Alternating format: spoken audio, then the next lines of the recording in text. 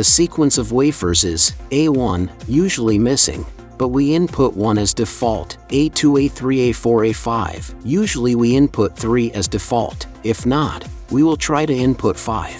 A6, B1, B2, B3, B4, B5. Usually missing, but we input 3 as default. After disassemble the cylinder, we can see the numbers of side A are Z1, Z5, Z5, Z1. Z1 and the numbers of side B are Z4, Z3, Z3, Z2.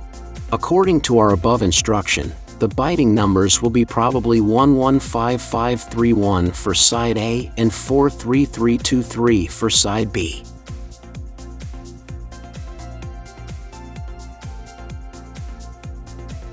Click Search and input Honda 2020 to enter the key data page. Click Input to input the byting numbers of side A. Then click OK. And click Switch. And click Input to input the byting numbers of side B. Then click OK. After inputting all byting numbers, we can continue to cut a new key.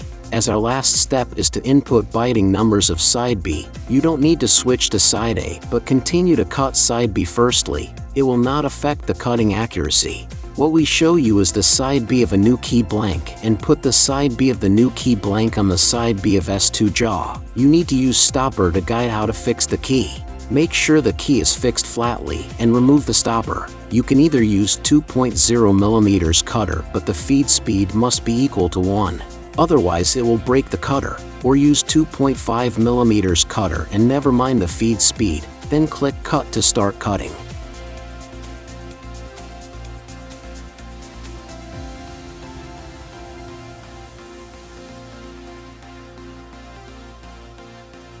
After cutting is done, please clean the shavings on the jaw, otherwise it will affect the cutting accuracy. Click Switch to cut side A, then fix the side A of the key blank on the side B of S2 jaw shown in the figure. You need to use stopper to guide how to fix the key. Make sure the key is fixed flatly and remove the stopper, then click Cut to start cutting.